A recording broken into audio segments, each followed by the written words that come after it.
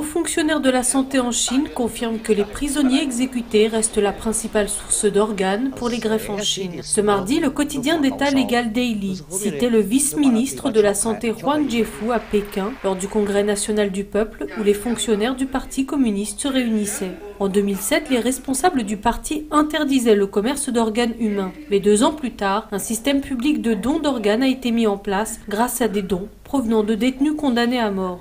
Le vice-ministre de la Santé Huang Zhefu admet que les prisonniers exécutés ne sont absolument pas une source appropriée pour des greffes d'organes. En 2007, l'association médicale chinoise déclarait que les transplantations d'organes ne provenaient plus des condamnés à mort, à moins que les proches parents des prisonniers aient besoin d'une greffe. D'ailleurs, depuis plusieurs années, les groupes internationaux de défense des droits de l'homme clament que la Chine continue à prélever des organes sur les prisonniers exécutés sans leur consentement, ni avec celui des membres survivants de la famille. Suite au dernier commentaire de M.